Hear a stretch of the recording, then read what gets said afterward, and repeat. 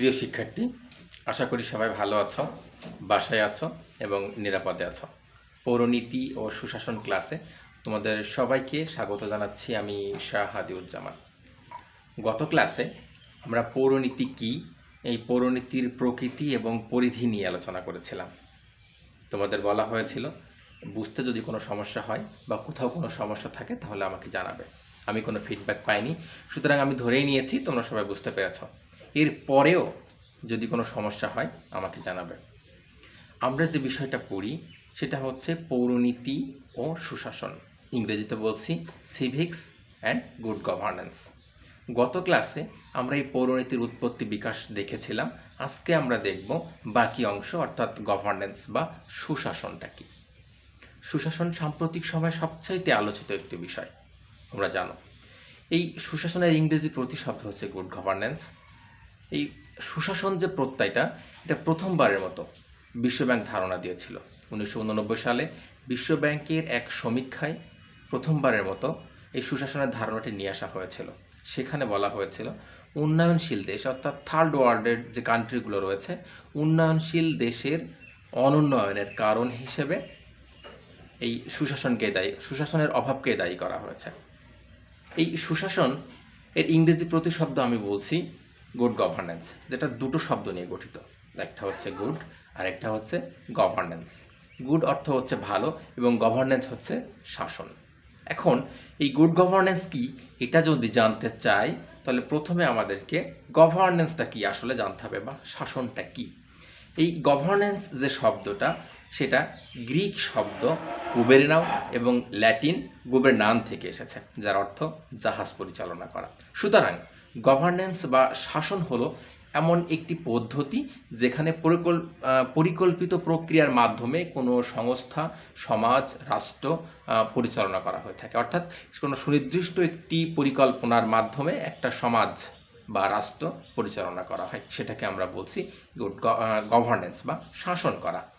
এখন এখানে দুটো প্রত্যয় ব্যবহার করা হয়েছে, সুশাসন। এই সুশাসনটা একটা বহুমাত্রিক ধারণা, অর্থাৎ যেটা ভালোভাবে শাসন করাকে বোঝাচ্ছে। নর্মালি আমরা শাসন যে বিষয় সেটা আমরা জানি, শাসনটা কি, অর্থাৎ কন্ট্রোল করা, তার নিজের কল্যাণের জন্য তাকে কন্ট্রোল করা। এরকম ধরনের কিছু প্রত্যয় আমরা ইন্ডিকেট করি। বিস্তারিত আলোচনা যখন করব তখন বোঝা যাবে। এই সুশাসন যে ধারণাটা বিশ্বব্যাংকে দিয়েছে, সেখানে তারা কিছু নির্দেশক দেখিয়েছে, যেটার উপর ভিত্তি করেই কোনো সিস্টেমকে আমরা বলতে পারি যে এটা আসলে সুশাসন কি না। এই সুশাসনের কিছু বৈশিষ্ট্য রয়েছে। আমরা যদি দেখি UNDP, United Nation Development Programme যেটা রয়েছে ইউএনডিপি, সেটা 9টা মতো বৈশিষ্ট্যের কথা দেখিয়েছে। যদি এই বৈশিষ্ট্যগুলো কোনো শাসন ব্যবস্থায় থাকে, শুধুমাত্র সেই শাসন ব্যবস্থাকেই আমরা গুড গভর্নেন্স বলতে পারি বা সুশাসন বলতে পারি। এই সুশাসনটা এর পরে আরও বিস্তারিত আলোচনা যখন করব তখন বুঝতে পারবে। সেটা হচ্ছে যে এর ফিচার্সটা কি, আসলে এই গুড গভর্নেন্সের ফিচারটা কি, অর্থাৎ এর কিছু বৈশিষ্ট্য রয়েছে। ইউএনডিপি যে বৈশিষ্ট্যগুলো দেখিয়েছে, আমি সেই বৈশিষ্ট্যগুলো একটু আলোচনা করছি। প্রথম যেটা বলেছে সেটা হচ্ছে অ্যাকাউন্টেবিলিটি, যার বাংলা জবাবদিহিতা। অ্যাকাউন্টেবিলিটি কি? আমরা সাধারণত আমাদের দৈনন্দিন যে কাজকর্মগুলো আমরা করি, সেই কাজের জন্য আমরা যখন আরেকজনের কাছে সেই কাজের হিসাব দেই, সেটাকে আমরা বলছি জবাবদিহিতা। তোমরা প্রতিনিয়ত যখন বাসা থেকে কলেজে আসো, কলেজ থেকে ফিরতে একটু দেরি হলে বাবা মা জানতে চায় এত সময় কোথায় ছিলে।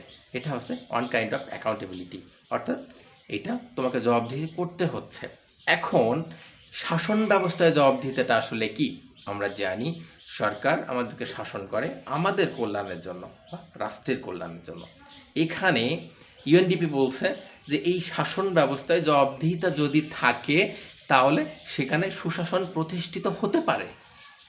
এখন বিষয় হচ্ছে যে সরকার কিভাবে জবাবদিহি নিশ্চিত করে।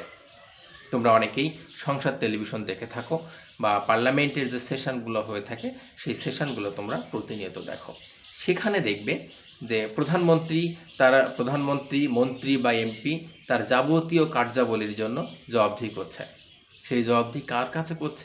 তোমার কাছে, আমার কাছে, একটা রাষ্ট্রের সমগ্র জনগণের কাছে। একটু খেয়াল করে দেখবে, যখন টেলিভিশনে এই সংসদের যে কার্যাবলী রয়েছে বা সংসদের যে অধিবেশন হয়, সেটা প্রচার করার দায়িত্ব থাকে শুধুমাত্র রাষ্ট্রীয় টেলিভিশনের। বাংলাদেশ টেলিভিশন সেটা টেলিকাস্ট করতে পারে। এবং আরেকটু খেয়াল করে দেখবে, সেখানে একজন প্রাইম মিনিস্টার অর্থাৎ প্রধানমন্ত্রী পর্যন্ত তার যাবতীয় কাজের হিসাব দাঁড়িয়ে আমাদের কাছে করে থাকে। অর্থাৎ আমরা বলছি এটাকে অ্যাকাউন্টেবিলিটি বা জবাবদিহিতা। যে ধরনের শাসন ব্যবস্থায় রাষ্ট্রপ্রধান বা সরকার প্রধান বা সরকার পরিচালনায় নিয়োজিত ব্যক্তিবর্গ তার কাজের হিসাব দেয়, সেই শাসন ব্যবস্থায় আমরা সেটাকে বলছি অ্যাকাউন্টেবিলিটি বা জবাবদিহিতা। এই সুশাসন যদি প্রতিষ্ঠা আমরা করতে চাই, তাহলে সেই শাসন ব্যবস্থায় এই জবাবদিহি থাকতে হবে। যদি না থাকে, তাহলে সেখানে সুশাসন প্রতিষ্ঠা করা কোনোভাবেই সম্ভব না। আশা করি বুঝতে পেরেছ। এরপরে যে ইন্ডিকেটরটা দেখিয়েছে ইউএনডিপি, সেটা হচ্ছে ট্রান্সপারেন্সি, অর্থাৎ স্বচ্ছতা। স্বচ্ছতা কি? কোনো কাজের, আমি যে কাজটা করি সেই কাজের ভিতরে কোনো কারচুপি না থাকা। অর্থাৎ এই যে কাজটা আমি করলাম, সেই কাজের আদ্যিপন্ত, সেটা কেন করলাম, কিভাবে করলাম, কার জন্য করলাম, কত টাকা খরচ করলাম, এই ডিটেইলসটা সবার কাছে পরিষ্কারভাবে থাকবে। অর্থাৎ এখানে কোনো দুর্নীতি হবে না, এখানে কোনো চালাকি হবে না, এটা সম্পূর্ণ জনকল্যাণের উদ্দেশ্যেই সুন্দর মতো এটা প্রকাশ করা হবে। সরকার যে কাজগুলো করে সেই কাজের রিপোর্টগুলো দৈনন্দিনভাবে ওয়েবসাইটে সেটা আপলোড করতে পারে বা তার হিসাবটা জনগণের কাছে ঠিকঠাক মতো দিতে পারে। এই ধরনের শাসন ব্যবস্থাকে আমরা বলছি ট্রান্সপারেন্সি, অর্থাৎ স্বচ্ছ, সেখানে কোনো কারচুপি হবে না। যদি কোনো শাসন ব্যবস্থায় এই ট্রান্সপারেন্সি বা স্বচ্ছতা থাকে, সেই শাসন ব্যবস্থায় বা সেখানে এই সুশাসন প্রত্যয়টি কার্যকর হবে এবং সেখানে সুশাসন গড়ে তোলা সম্ভব হবে। এরপরে ইউএনডিপি আর যেটা দেখিয়েছে সেটা হচ্ছে পার্টিসিপেশন বা অংশগ্রহণ। অংশগ্রহণটা কি? আমরা জানি তৃতীয় বিশ্বের অধিকাংশ দেশই হচ্ছে ডেমোক্রেটিক কান্ট্রি বা গণতান্ত্রিক দেশ। এই গণতন্ত্র কি তোমরা জানো? গণতন্ত্র হচ্ছে অধিকাংশ জনগণের মতামতের ভিত্তিতে গঠিত যে সরকার বা সকলের অংশগ্রহণের ভিত্তিতে গঠিত যে সরকার, সেটাকে আমরা বলছি ডেমোক্রেসি বা গণতন্ত্র। এই গণতন্ত্র হচ্ছে জনগণের শাসন। অর্থাৎ আমরা দেখেছি নির্বাচনের সময় আমরা সবাই ভোট দিয়েছি, আর সেখানে আমাদের মতামতের যে বহিঃপ্রকাশ সেটা আমরা ঘটিয়েছি।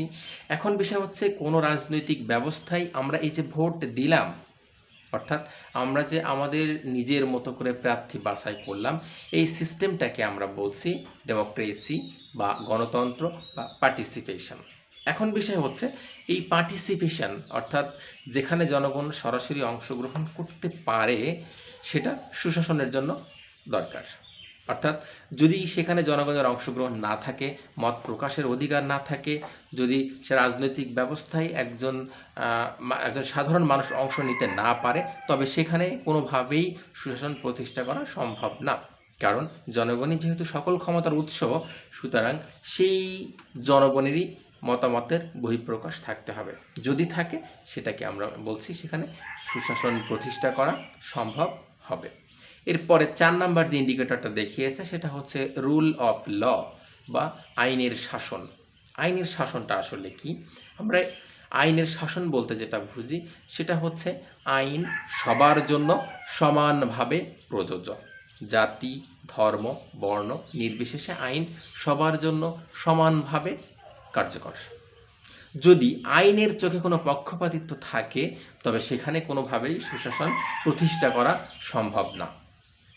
সুতরাং এই আইন যখন সবার ক্ষেত্রে সমানভাবে প্রযোজ্য হবে, সেখানে আইন কারোর প্রতি কোনো বৈষম্য করবে না, সেখানে সুশাসন ব্যবস্থা অর্থাৎ এই গুড গভর্নেন্স গড়ে ওঠা সম্ভব।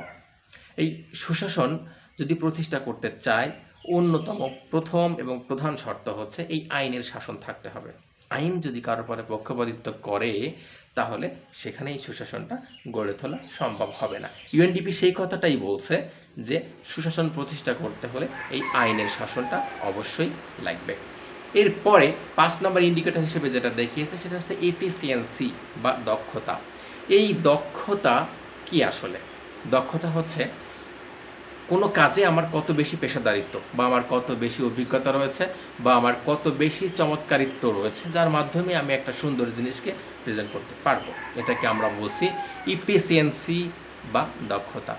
সরকার পরিচালনায় এই দক্ষতা, সুশাসনের ক্ষেত্রে ইউএনডিপি যেটা বলতে চাচ্ছে দক্ষতার কথা, সেই দক্ষতাটা হচ্ছে সরকার পরিচালনায় নিয়োজিত যে সকল ব্যক্তিবর্গ রয়েছে তাদের দক্ষতার কথা বলা হচ্ছে, অর্থাৎ তার অধিক মাত্রায় পেশাদারিত্ব, অর্থাৎ রাজনৈতিক ক্ষেত্রে জনকল্যাণমুখী এবং সরকার পরিচালনায় কিভাবে সেটা আরও বেশি দক্ষতার সাথে পরিচালনা করা যায় সেই জিনিসটাকে ইঙ্গিত করেছে। যদি যারা সরকার পরিচালনায় নিয়োজিত তারা যদি অদক্ষ হয়, তারা যদি অযোগ্য হয়, তাহলে সেই দেশে কখনোই কোনোভাবে সুশাসন গড়ে তোলা সম্ভব নয়।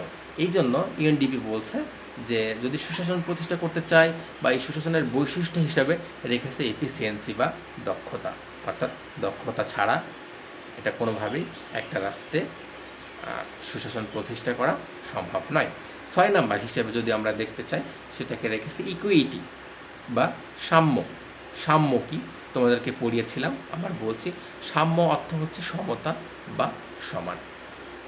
সমান হচ্ছে এটা আইনের চোখে হোক, রাষ্ট্রের চোখে হোক, সমাজের চোখে হোক, একজন মানুষ আর একজন মানুষের কাছে সমানভাবে মূল্যায়ন হচ্ছে কিনা, বা রাষ্ট্র কর্তৃক প্রদত্ত যে সুযোগ সুবিধাটা রয়েছে সেই সুযোগ সুবিধা সবাই পাচ্ছে কিনা, রাষ্ট্র কারোর উপর বৈষম্য করছে কি, এরকম ধরনের প্রশ্নের ইঙ্গিত করছে এটা।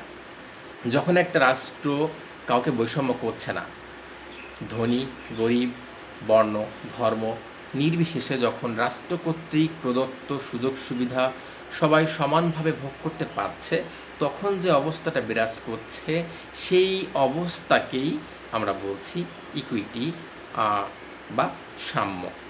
সুতরাং একটা রাজনৈতিক ব্যবস্থায় বা একটা রাষ্ট্র পরিচালনায় যদি সুশাসন প্রতিষ্ঠা হতে চায়, অবশ্যই এই সাম্য থাকতে হবে। যদি সেখানে সাম্য না থাকে, ধনী গরিবের আকাশ পাতাল বৈষম্য থাকে, তবে সেখানে কোনোভাবেই সুশাসন প্রতিষ্ঠা করা সম্ভব হবে না, সেটা বলছে ইউএনডিপি। এরপরে 7 নাম্বার হিসেবে যে বৈশিষ্ট্যের কথা বলেছে সেটা হচ্ছে স্পেসিফিক গোল, অর্থাৎ সুনির্দিষ্ট লক্ষ্য। আমরা জানি লক্ষ্য ছাড়া এক পাও সামনে এগোনো সম্ভব নয়, কারণ আমার যদি লক্ষ্য না থাকে আমি সামনে যেতে পারবো না। যারা সরকার পরিচালনা করে সেই সরকার পরিচালনায়, অর্থাৎ রাষ্ট্রপ্রধান বা সরকার প্রধান, তার লক্ষ্যটা আসলে কি, তার এইমটা কি, সে কি করতে চাচ্ছে, তাকে প্রথমে এইটাই সেট করতে হবে যে আমার গোলটা কি, আমার লক্ষ্যটা কি। যদি কোনো শাসন ব্যবস্থায় সেই সরকারের নির্দিষ্ট লক্ষ্যই না থাকে, আমরা জানি যে যখন একটা সাগরে একটা জাহাজ ভাসে, তার যদি গন্তব্য না থাকে তাহলে সে শুধু এলোমেলোভাবে ভাসতেই থাকে, এ ঘাট থেকে ও ঘাটে, ওখান থেকে ওখানে, কারণ তার সুনির্দিষ্ট কোনো লক্ষ্য নেই। যদি সুনির্দিষ্ট লক্ষ্য না থাকে তাহলে কোনোভাবেই গন্তব্যে পৌঁছানো সম্ভব নয়। সুতরাং এই রাষ্ট্র পরিচালনায় যারা নিয়োজিত আছেন, যারা রাষ্ট্র পরিচালনার সাথে জড়িত আছেন, সেই সকল ব্যক্তিবর্গ যারা, তাদের সুনির্দিষ্ট একটি লক্ষ্য লাগবে। সেই লক্ষ্যটা কি? সেই লক্ষ্যটা হচ্ছে জনকল্যাণ করা। সুতরাং রাষ্ট্রপ্রধান বা সরকার প্রধানকে প্রথমে এটাই সেট করতে হবে যে সেখানে জনকল্যাণ নিশ্চিত হচ্ছে কিনা। এটা আমরা বলছি তার স্পেসিফিক গোল থাকতে হবে। যদি কোনো শাসন ব্যবস্থায় সরকার প্রধান বা রাষ্ট্রপ্রধানের এই স্পেসিফিক গোল থাকে, সেটা অবশ্যই জনকল্যাণে হবে, সেটা রাষ্ট্রের কল্যাণে হবে, সেই রাষ্ট্রে বসবাসরত নাগরিকের কল্যাণে হবে। যদি হয়ে থাকে, শুধুমাত্র সেখানে এই গুড গভর্নেন্স প্রতিষ্ঠা করা সম্ভব।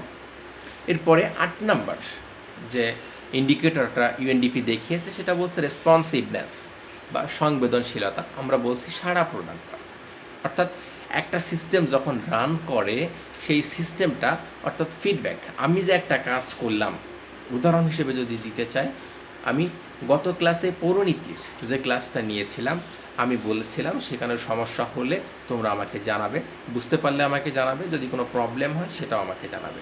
যদি তোমরা আমাকে জানাতে, সেটাকে আমরা বলতাম রেসপন্সিভনেস, অর্থাৎ তোমাদের ভিতরে সেই সাড়া প্রদানটা রয়েছে, অর্থাৎ ফিডব্যাক, যেটা ফিডব্যাকমুখী। একটা সরকার যখন পরিচালিত হয় বা রাষ্ট্র ব্যবস্থা যখন পরিচালনা করে, সরকার পরিচালনার সাথে যারা যুক্ত তাদের ফিডব্যাকের কথা আমরা বলছি। অর্থাৎ তাদের কাছে আমাদের প্রত্যাশা রয়েছে, অর্থাৎ তারা জনগণের যে ম্যান্ডেট রয়েছে সেই ম্যান্ডেট নিয়েই তারা ক্ষমতায় গিয়েছে। আর বলছি, রাষ্ট্রযন্ত্র পরিচালিত হওয়ার সময় অবশ্যই সরকারের সাথে যারা জড়িত আছে তারা সংবেদনশীল হবে, মানবিক হবে এবং উদার হবে, সর্বোপরি জনগণের সার্বিক কল্যাণ নিশ্চিত করবে। যদি এই রেসপন্সিভনেসটা থাকে তখন সেটাকে আমরা বলছি যে আমরা না, সেটাকে ইউএনডিপি বলছে, সেখানে সুশাসন প্রতিষ্ঠা হওয়া সম্ভব। এরপরে শেষ এবং 9 নম্বর ইন্ডিকেটর হিসেবে যেটা দেখিয়েছে সেটা বলছে যে 9টা না, এটার 8টা ছিল, একটু ভুল বললাম, এটার গোল ছিল 8টা। সে 8টা গোল আলোচনা করেছি। এরপরে যদি আমরা দেখতে চাই যে এই সুশাসনের আইনগত এবং প্রাতিষ্ঠানিক যে কাঠামো রয়েছে, সুশাসনের আইনগত এবং প্রাতিষ্ঠানিক কিছু কাঠামো রয়েছে, অর্থাৎ এই সুশাসন প্রতিষ্ঠা হওয়ার জন্য যেটা দরকার, অর্থাৎ যেটার উপর ভিত্তি করে, অর্থাৎ লিগ্যাল স্ট্রাকচার যেটা থাকলে শুধুমাত্র এই গুড গভর্নেন্স বা সুশাসন প্রতিষ্ঠা করা সম্ভব, সেইগুলো কি আমরা একটু দেখার চেষ্টা করি। নোট করে নিবে, যদি প্রয়োজন মনে করো এটা নোট করে নিবে, বা এই ক্লাসটি সংগ্রহ রাখলে যে কোনো সময় এটা দেখতে পাবে। তো আমরা প্রথম যেটা আইনগত কাঠামো বা সুশাসন প্রতিষ্ঠার জন্য যেটা দরকার সেটা যদি দেখি, সেখানে আমরা বলছি গণতান্ত্রিক শাসন ব্যবস্থা। গণতান্ত্রিক শাসন ব্যবস্থা অর্থাৎ একটা শাসন ব্যবস্থা যখন ডেমোক্রেটিক হবে, অর্থাৎ গণতান্ত্রিক হবে, যেখানে সকল জনগণের মত প্রকাশের অধিকার থাকবে, স্বাধীনভাবে বসবাস করার অধিকার থাকবে, স্বাধীনভাবে নেতা নির্বাচনের অধিকার থাকবে, তার কথা বলার অধিকার থাকবে, সভা সমাবেশের অধিকার থাকবে, অর্থাৎ সেই রাজনৈতিক সিস্টেমে তার অংশগ্রহণের সুযোগ থাকবে, সেই ব্যবস্থাটাকে আমরা বলছি গণতান্ত্রিক শাসন ব্যবস্থা। স্বৈরতন্ত্র, যেখানে একজন ব্যক্তি শাসন করে তার নিজের মতো করে, সেখানে জনগণের মত প্রকাশের কোনো অধিকার থাকে না, বা সেখানে চাইলে তারা অংশগ্রহণ করতে পারে না। এই ধরনের শাসন ব্যবস্থা যদি কোনো দেশে থাকে, অর্থাৎ যদি স্বৈরতন্ত্র থাকে, সেখানে সুশাসন প্রতিষ্ঠা সম্ভব নয়। সুতরাং যদি সুশাসন আমরা প্রতিষ্ঠা করতে চাই তাহলে সেখানে অবশ্যই গণতান্ত্রিক শাসন ব্যবস্থা থাকতে হবে। যদি গণতান্ত্রিক শাসন ব্যবস্থা না থাকে, সেখানে কোনোভাবেই সুশাসন প্রতিষ্ঠা করা যাবে না, যতক্ষণ পর্যন্ত না সেখানে গণতান্ত্রিক শাসন ব্যবস্থা চালু হয়। আগে গণতন্ত্র নিয়ে আসতে হবে, তারপরে সেখানে সুশাসন প্রতিষ্ঠা হবে। এরপরে যদি আরেকটা আইনগত কাঠামো দেখতে চাই, সেটা আমরা বলছি জনগণের সার্বভৌমত্ব বা পাবলিক সভারেন্টি। সার্বভৌমত্ব কি তোমরা ইতিমধ্যে জেনেছ, আমি আবার একটু ধারণা দিচ্ছি। সার্বভৌমত্ব হচ্ছে absolute and unlimited power of the state, অর্থাৎ এটা হচ্ছে রাষ্ট্রীয় সার্বভৌমত্ব, যেখানে রাষ্ট্রের একাধিপত্য রয়েছে, রাষ্ট্রের সার্বময় ক্ষমতার অধিকারী, অর্থাৎ রাষ্ট্রের নিরঙ্কুশ ক্ষমতা, যে ক্ষমতার উপরে আর কোনো ক্ষমতা হতে পারে না, সেটাকে আমরা বলছি সার্বভৌমত্ব। এখন বিষয় হচ্ছে পাবলিক সভারেন্টি বা জনগণের সার্বভৌমত্ব কি? জনগণের সার্বভৌমত্ব হচ্ছে, আমরা বলি জনগণই সকল ক্ষমতার উৎস। জনগণ চাইলে সরকার গঠন করতে পারে, আবার চাইলে জনগণ এই সরকারকে যে কোনো সময় রাস্তায়ও নামাতে পারে। অর্থাৎ সরকার ব্যবস্থা যেটা স্ট্যাবল করে, অর্থাৎ সরকার যে টিকে থাকে সেটা আমাদের মতো সাধারণ জনগণের জন্য টিকে থাকে, আবার আমাদের মতো সাধারণ জনগণ যদি চায় তাহলে এই সরকারকে যে কোনো সময় সেখান থেকে নামাতে পারে, অন্য একটা সরকারকেও বসাতে পারে। এই ক্ষেত্রে জনগণের সার্বভৌমত্ব রয়েছে, অর্থাৎ তারা চাইলেই একজন সরকারকে অধিষ্ঠিত করতে পারে, চাইলে তাদেরকে পদায়ন করতে পারে, আবার চাইলে তাদেরকে পদলোহিতও করতে পারে। এটাকে আমরা বলছি পাবলিক সোভারেন্টি বা জনগণের সার্বভৌমত্ব। সুতরাং এখন যদি গুড গভর্নেন্স প্রতিষ্ঠা করতে চায় তাহলে জনগণের সার্বভৌমত্ব থাকতে হবে। এরপরে যেটা রয়েছে আইনগত কাঠামোর ভিতরে, সেটা হচ্ছে আইনের শাসন থাকতে হবে। আগেই বলেছি ইউএনডিপি যখন আলোচনা করেছিলাম তখন বলেছি, আমি আরেকটু বলছি, আইনের শাসন হচ্ছে আইনের চোখে সবাই সমান, অর্থাৎ আইন কারোর উপরে কখনো বৈষম্য করে না।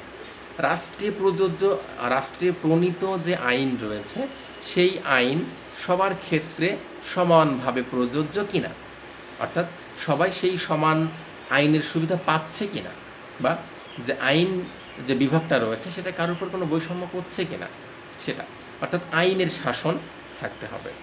যদি আইন সবার ক্ষেত্রে সমানভাবে প্রযোজ্য হয়, আইন যদি কারোর উপর কোনো বৈষম্য না করে, আইন যদি জনগণকে সহায়তা করে, আইন যদি শৃঙ্খলা প্রতিষ্ঠা করতে নিয়োজিত থাকে, সেই ধরনের আইনকে আমরা বলছি যে আইনের শাসন। আর এই আইনের শাসন যখন একটা শাসন ব্যবস্থায় থাকে, সেই ধরনের শাসন ব্যবস্থায় এই গুড গভর্নেন্স গড়ে ওঠে বা সুশাসন গড়ে ওঠে। সুশাসন প্রতিষ্ঠা করতে হলে এই আইনের শাসন থাকতেই হবে। এরপরে যে বিষয়টা গুরুত্বপূর্ণ সেটা আমরা বলছি শাসন বিভাগের দায়বদ্ধতা। দায়বদ্ধতা কি আমরা অবশ্যই বুঝি। দায়বদ্ধতা কি? আমি আমার বাবার কাছে দায়বদ্ধ, তুমি তোমার বাবা মা ভাই বোনের কাছে দায়বদ্ধ, অর্থাৎ তুমি তোমার কাজের হিসাব যার কাছে দাও সেটাকে আমরা বলছি অ্যাকাউন্টেবল বা দায়বদ্ধতা। এখন এই শাসন বিভাগ, যেটা আমরা জানি সরকারের বিভাগ তিনটা: শাসন বিভাগ বা নির্বাহী বিভাগ, আইন বিভাগ এবং বিচার বিভাগ, এক্সিকিউটিভ, লেজিসলেচার অ্যান্ড জুডিশিয়ারি। এখন বিষয় হচ্ছে শাসন বিভাগ কতটা দায়বদ্ধ একটা পলিটিক্যাল সিস্টেমে বা একটা শাসন ব্যবস্থায়। শাসন বিভাগ কতটা দায়বদ্ধ আমাদের কাছে সেটা, যদি সুশাসন প্রতিষ্ঠা করতে চাই তাহলে এই শাসন বিভাগে যারা নিয়োজিত রয়েছে, আমরা বলছি রাষ্ট্রপতি, প্রধানমন্ত্রী, মন্ত্রী, এরকম যারা আছে, তারা এই আমাদের মতো সাধারণ জনগণের কাছে কতটা দায়বদ্ধ, অর্থাৎ তাদের যে দৈনন্দিন কার্যাবলী রয়েছে সেই কার্যাবলী কারণে কতটুকু আমাদের কাছে দায়বদ্ধ, অর্থাৎ তাদের কাজের হিসাব দিচ্ছে কিনা সেটা আমরা আগেই বলেছি। জাতীয় সংসদে প্রধানমন্ত্রী তাদের কাজের হিসাব দিচ্ছেন, কোথায় কি হচ্ছে, কত টাকা আয় হচ্ছে, কত টাকা ব্যয় হচ্ছে, কি করা যেতে পারে, কিভাবে শৃঙ্খলা প্রতিষ্ঠা করা যেতে পারে, সার্বিক বিষয়ে আমাদের কাছে অ্যাকাউন্টেবল। সুতরাং যদি কোনো রাজনৈতিক ব্যবস্থায় এই শাসন ব্যবস্থা অ্যাকাউন্টেবল থাকে বা দায়বদ্ধ থাকে, শুধুমাত্র সেখানে এই সুশাসন ব্যবস্থাটা গড়ে তোলা সম্ভব। এটাকে আমরা বলছি সুশাসনের আইনগত কাঠামোর অন্তর্ভুক্ত। এরপরে যে বিষয়টা আমরা আলোচনা করতে যাচ্ছি সেটা হচ্ছে যে বিচার বিভাগের স্বাধীনতা। একটু আগেই বললাম যে সরকারের বিভাগ তিনটা: একটা হচ্ছে নির্বাহী বিভাগ বা শাসন বিভাগ, আইন বিভাগ, আর একটা হচ্ছে বিচার বিভাগ। তিনটা বিভাগেরই আলাদা আলাদা কাজ রয়েছে। এই তিনটা বিভাগ আমরা দেখব যে কতটুকু স্বাধীন। এখন এখানে বিচার বিভাগের স্বাধীনতা বলতে আমরা কি বলছি, যে অন্য যে বিভাগ দুটো রয়েছে অর্থাৎ শাসন বিভাগ এবং আইন বিভাগ, তাদের হস্তক্ষেপ মুক্ত কি না, এটা। বিচার বিভাগ যদি স্বাধীন সব কিছুর ঊর্ধ্বে উঠে কাজ করতে পারে তবে সেখানে আইনি শাসন প্রতিষ্ঠা করা সম্ভব। কারণ বাকি যে দুটো বিভাগ রয়েছে সেই দুটো বিভাগ যদি হস্তক্ষেপ করে বিচার বিভাগের উপরে, তাহলে বিচার কার্য নিশ্চয়ই ব্যাঘাত ঘটবে। সেখানে রাজনৈতিক হস্তক্ষেপ যদি থাকে তাহলে সাধারণ জনগণ সেখান থেকে ন্যায় বিচার নাও পেতে পারে। সুতরাং যখন বিচার বিভাগ তার নিজের মতো করে বিচার কার্য সম্পন্ন করতে পারবে, সেখানে আইনের শাসন প্রতিষ্ঠিত হবে। আর আইনের শাসন প্রতিষ্ঠিত হলেই কেবলমাত্র সেখানে সুশাসন প্রতিষ্ঠিত হবে। অপরাধী যেই হোক, সেখানে যদি রাজনৈতিক হস্তক্ষেপ থাকে তাহলে সেখানে সঠিক বিচার হবে না। সুতরাং অপরাধীকে সাজা দেওয়া হচ্ছে রাষ্ট্রের কর্তব্য। সেখানে সরকারের যে অন্য বিভাগ রয়েছে, রাজনৈতিক হস্তক্ষেপ রয়েছে বা আইন বিভাগের যে হস্তক্ষেপ রয়েছে, সেটা থেকে যদি মুক্ত হতে পারে, অর্থাৎ আইন তার নিজের গতিতে চলবে, সেখানে কারোর হস্তক্ষেপ থাকবে না, যদি এটা হয়ে থাকে তাহলে সেটাকে আমরা বলছি যে বিচার বিভাগের স্বাধীনতা, অর্থাৎ স্বাধীনভাবে বিচার করার ক্ষমতা তার রয়েছে। স্বাধীনভাবে বিচার করার ক্ষমতা যদি থাকে তাহলে সেখানে সুশাসন অবশ্যই গড়ে উঠবে। এরপরে যে বিষয়টা আমরা আলোচনা করতে চাচ্ছি সেটা হচ্ছে কার্যকর আইন বিভাগ। কার্যকর আইন বিভাগ, আইন বিভাগটা কি? অর্থাৎ যারা আইন প্রণয়ন করে। আইন কারা প্রণয়ন করে? জাতীয় সংসদ করে, ন্যাশনাল অ্যাসেম্বলি বা পার্লামেন্ট। এই এটাকে কার্যকর হতে হবে, ইফেক্টিভ হতে হবে। একটা পার্লামেন্টারি সিস্টেমে সেখানে সরকার দলের যেমন ভূমিকা রয়েছে, সেখানে বিরোধী দলেরও ভূমিকা রয়েছে। বিরোধী দলকে আমরা বলছি শ্যাডো গভর্নমেন্ট বা ছায়া সরকার। সুতরাং কার্যকরী একটা কার্যকর পার্লামেন্ট হতে হলে অবশ্যই সেখানে সরকারি দলের পাশাপাশি বিরোধী দলের অংশগ্রহণ অবশ্যই লাগবে। বিরোধী দল যাতে পার্লামেন্টে আসতে পারে, তাদের মতামত প্রকাশ করতে পারে, তার সেই দায়িত্বটা অবশ্যই সরকারকে নিতে হবে। অর্থাৎ তাদের পর্যাপ্ত পরিমাণ ফ্যাসিলিটিস দিতে হবে, তাদের মত প্রকাশের অধিকার দিতে হবে, তাদের কথা বলার সুযোগ করে দিতে হবে। শুধুমাত্র সরকারি এবং বিরোধী দলের সুন্দর অংশগ্রহণের মাধ্যমেই একটা সংসদকে কার্যকর করা যেতে পারে। অর্থাৎ জাতীয় সংসদ বা আইন বিভাগ যেটা রয়েছে, অর্থাৎ যারা আইন প্রণয়ন করে, সেটা কারোর উপর বৈষম্য করছে না। যদি করে, সেখানে সুশাসন প্রতিষ্ঠা করা সম্ভব নয়। সুতরাং যদি আমরা সুশাসন প্রতিষ্ঠা করতে চাই, তাহলে এই আইন বিভাগকে অবশ্যই ইফেক্টিভ বা কার্যকর করতে হবে। এরপরে যে বিষয়টা আমরা দেখতে যাচ্ছি, সেটা হচ্ছে ক্ষমতার স্বতন্ত্রীকরণ বা সেপারেশন অফ পাওয়ার। এই সেপারেশন অফ পাওয়ার বা ক্ষমতার স্বতন্ত্রীকরণের জনক হচ্ছে মন্টেস্কু। তোমরা হয়তো নাম শুনেছ। মন্টেস্কু প্রথমবারের মতো এই ধারণা দিয়েছিল। ক্ষমতার স্বতন্ত্রীকরণ কি? আমরা আগেই বলেছি, সরকারের বিভাগ আছে তিনটা: এক্সিকিউটিভ, লেজিসলেচার অ্যান্ড জুডিশিয়ারি। অর্থাৎ শাসন বিভাগ, আইন বিভাগ এবং বিচার বিভাগ। এই তিনটা বিভাগের উপর আলাদা আলাদা দায়িত্ব দেওয়া আছে। শাসন বিভাগের কাজ শাসন সংক্রান্ত কার্যাবলী, আইন বিভাগের কাজ হচ্ছে আইন প্রণয়ন করা এবং সেটা দেশের জনগণের জন্য সমানভাবে ইফেক্টিভ করা। আর বিচার বিভাগের কাজ হচ্ছে বিচার করা, অপরাধীর অর্থাৎ যে বিধান রয়েছে সেই বিধান অনুযায়ী সাজা নিশ্চিত করা। এখন আমরা বলছি যে এই তিনটা বিভাগ যখন তার নিজের মতো করে শাসন কার্য পরিচালনা করতে পারে, অর্থাৎ একটা বিভাগ আর একটা বিভাগের উপর হস্তক্ষেপ করছে না, অর্থাৎ স্বতন্ত্র করে দেওয়া হয়েছে, সেপারেট করে দেওয়া হয়েছে, আলাদা করে দেওয়া হয়েছে, সেটাকে আমরা বলছি এই তিনটা বিভাগের যে ক্ষমতা রয়েছে সেই ক্ষমতা আলাদা করে দেওয়া হয়েছে। যেমন বিচার সংক্রান্ত কাজ শুধুমাত্র বিচার বিভাগই করবে, সেখানে আইন বিভাগ হস্তক্ষেপ করবে না। আইন প্রণয়ন সংক্রান্ত যে কাজ রয়েছে সেটা শুধুমাত্র জাতীয় সংসদ বা আইন বিভাগ করবে, এবং শাসন সংক্রান্ত যে কাজ রয়েছে সেটা শাসন বিভাগের সাথে যারা জড়িত শুধুমাত্র তারা করবে। এখানে বিচার বিভাগ বা আইন বিভাগ হস্তক্ষেপ করবে না। এই যে সিস্টেমটা, এই টোটাল সিস্টেমকে আমরা বলছি সেপারেশন অফ পাওয়ার বা ক্ষমতার স্বাতন্ত্র্যীকরণ। আশা করি বুঝতে পেরেছ। এরপরে যে বিষয়টা আমরা আলোচনা করতে চাচ্ছি সেটা হচ্ছে স্বাধীন গণমাধ্যম। তোমরা এটা জানো, গণমাধ্যম বলতে আমরা কি বলছি? যে ফ্রিডম অফ মিডিয়া। অর্থাৎ বর্তমান সময়ে আমরা জানি যে ঘটনাগুলো আমাদের চোখের সামনে ঘটে যাচ্ছে, সেগুলোতে সরাসরি মিডিয়াতে সম্প্রচার হচ্ছে। এখন এই মিডিয়া বলতে রেডিও, টেলিভিশন বা ইলেকট্রনিক্স যে মিডিয়া, তোমাদের এখন ফেসবুক, হোয়াটসঅ্যাপ, মেসেঞ্জার যেগুলো রয়েছে, এগুলো হচ্ছে স্বাধীন হতে পারে, গণমাধ্যমের অংশ হতে পারে। এখন বিষয় হচ্ছে যে এই যে গণমাধ্যমগুলো, প্রেস, সংবাদপত্র বা রেডিও, টেলিভিশনের যে নিউজগুলো প্রেজেন্ট হচ্ছে, সেগুলো কতটুকু স্বাধীন? অর্থাৎ সেখানে সরকারের কোনো হস্তক্ষেপ আছে কি না? যে কোনো একটা ঘটনা ঘটে যাচ্ছে, সেটা স্বাধীনভাবে কোনো মিডিয়া সেটা প্রকাশ করতে পারছে কি না, নাকি সরকার বা রাজনৈতিক কর্তৃপক্ষ যারা আছে সেই কর্তৃপক্ষের ভীতি প্রদর্শনের মাধ্যমে সেখানে স্তমিত হয়ে যাচ্ছে কি না? এটা একটা বড় ব্যাপার। কোনো শাসন ব্যবস্থা যদি সুশাসন হতে চায়, সুশাসনের অন্তর্ভুক্ত হতে চায়, তবে সেখানে অবশ্যই এই প্রিন্ট মিডিয়া বা অনলাইন যে মিডিয়াগুলো রয়েছে সেটা স্বাধীন হতে হবে। অর্থাৎ এমনটা নয় যে সরকারি দল যদি কোনো অপকর্মের সাথে জড়িত হতে থাকে বা কোনো বৃহৎ কোনো রাজনৈতিক ব্যক্তিবর্গ যদি অপকর্মের সাথে যুক্ত হয়, সেটা প্রকাশ করা যাচ্ছে না। অর্থাৎ কোনো মিডিয়া প্রকাশ করতে গেলে সেখানে হুমকি দেওয়া হচ্ছে, মিডিয়াকে বন্ধ করে দেওয়া হচ্ছে বা সেটাকে উচ্ছেদের অভিযান চালানো হচ্ছে। এরকম পরিস্থিতির যদি সূচনা হয়, সেখানে সুশাসন প্রতিষ্ঠা করা সম্ভব নয়। সুতরাং যদি সুশাসন প্রতিষ্ঠা করতে চাই, সেখানে অবশ্যই এই মিডিয়াকে, অর্থাৎ গণমাধ্যমকে স্বাধীন হতে হবে। এরপরে যে বিষয়টা আমরা আলোচনা করতে চাচ্ছি সেটা হচ্ছে দক্ষ আমলাতন্ত্র। তোমরা ইতিমধ্যে জানো আমলাতন্ত্র কি। আমলাতন্ত্র হচ্ছে সরকারের দক্ষ স্থায়ী বেতনভুক্ত কর্মকর্তা, যাদের মাধ্যমে সরকার তার ইচ্ছাকে বাস্তবায়ন করে থাকে। যাদের মাধ্যমে, অর্থাৎ যারা আমলা রয়েছে, আমলাদের মাধ্যমেই কিন্তু সরকার তার ইচ্ছাকে বাস্তবায়ন করে থাকে। অর্থাৎ সরকারের নীতি প্রণয়নে, সেই নীতির বাস্তবায়নে এই আমলারা গুরুত্বপূর্ণ ভূমিকা পালন করে। এটাকে আমরা বলছি ব্যুরোক্র্যাট। এই ব্যুরোক্র্যাট, আমলা আরবি শব্দ, তোমরা জানো।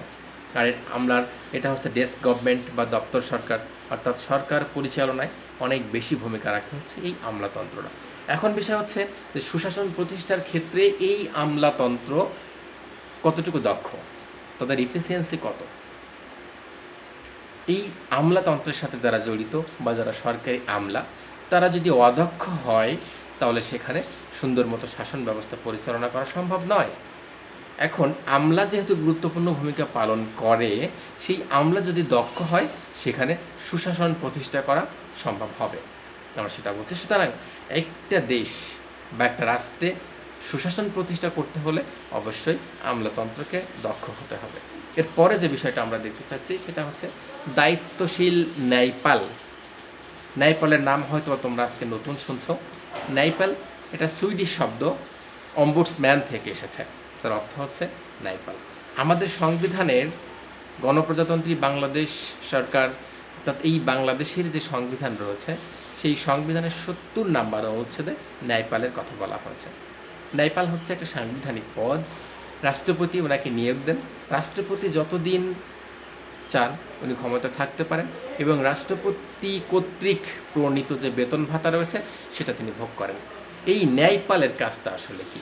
ন্যায়পালের কাজ হচ্ছে সরকারি, বেসরকারি, স্বায়ত্তশাসিত, আধা স্বায়ত্তশাসিত যে প্রতিষ্ঠানগুলো রয়েছে সেই প্রতিষ্ঠানের অডিট, অর্থাৎ তাদের নিরীক্ষা করা, সেটার পর্যবেক্ষণ করা এবং যদি কোনো অনিয়ম ধরা পড়ে আইনগত ব্যবস্থা নেওয়া হচ্ছে এই ন্যায়পালের দায়িত্ব। আমরা বলছি সুশাসন প্রতিষ্ঠা করার ক্ষেত্রে এই দায়িত্বশীল ন্যায়পাল লাগবে, অর্থাৎ যে এই ন্যায়পালটা দায়িত্বশীল কি না। কিন্তু বিষয় হচ্ছে যে পরিতাপের বিষয় যে বাংলাদেশের সংবিধানের ৭০ নম্বর অনুচ্ছেদে ন্যায়পাল থাকলেও এটা নাই, সংবিধানে আছে, বাস্তবে নেই। সুতরাং আমরা বলছি যদি সুশাসন প্রতিষ্ঠা করতে হয় অবশ্যই ন্যায়পাল লাগবে এবং সেই ন্যায়পাল অবশ্যই দায়িত্বশীল হবেন, অর্থাৎ সব কিছুর ঊর্ধ্বে উঠে তিনি তার দায়িত্ব পালন করবেন। এরপরে যে বিষয়টা আমরা দেখতে চাচ্ছি সেটা হচ্ছে ৩ বিভাগের ভারসাম্য, অর্থাৎ ব্যালেন্স অফ পাওয়ার অনেকটা বলা যায়। যে আমরা বলেছি যে সরকারের ৩টা বিভাগ রয়েছে, সেই ৩টা বিভাগের যে ক্ষমতা সেটার ভিতরে ব্যালেন্স কতটুকু, ব্যালেন্সিং কতটুকু, ভারসাম্য কতটুকু। অর্থাৎ শাসন বিভাগ একচ্ছত্র ক্ষমতার অধিকারী, সব ক্ষমতা শাসন বিভাগ একাই করছে, পক্ষান্তরে বিচার বিভাগের ক্ষমতা নেই বা আইন বিভাগের ক্ষমতা সীমিত। এটাকে আমরা বলছি ক্ষমতার ভারসাম্যহীনতা। অর্থাৎ সরকারের যে ৩টা বিভাগ রয়েছে সেই ৩টা ক্ষমতার ভারসাম্য হচ্ছে না। এই ৩টার ভিতরে ভারসাম্য করতে হবে, ব্যালেন্স করতে হবে। যেমন সরকারের শাসন বিভাগের যতটুকু ক্ষমতা রয়েছে আইন বিভাগের ক্ষমতাও ততটুকু হবে, বিচার বিভাগের ক্ষমতাটাও ততটুকু হতে হবে। ৩টা বিভাগের ভিতরে কোনোটা যদি অনেক বেশি ক্ষমতার অধিকারী হয় বা অনেক বেশি ক্ষমতা ভোগ করে সেখানে সুশাসন প্রতিষ্ঠা করা সম্ভব হবে না। অর্থাৎ ৩টা যে বিভাগ রয়েছে সেই ৩টার যে ক্ষমতা আলাদা আলাদা করে দেওয়া রয়েছে সেই ৩টা ক্ষমতার মধ্যে ব্যালেন্স থাকতে হবে। অর্থাৎ অযথা কেউ ক্ষমতা হস্তক্ষেপ তো করছেই না, বরং ক্ষমতা অনেক বেশি বেড়ে যাচ্ছে না, অর্থাৎ এটা ব্যালেন্স করেছে। এরপরে সর্বশেষ আরেকটা যদি দেখতে চাই সেটাকে আমরা বলছি পাবলিক অপিনিয়ন বা জনমতের প্রাধান্য। জনমতটা কি তোমরা জানো? জনমতের ইংরেজি প্রতিশব্দ পাবলিক অপিনিয়ন।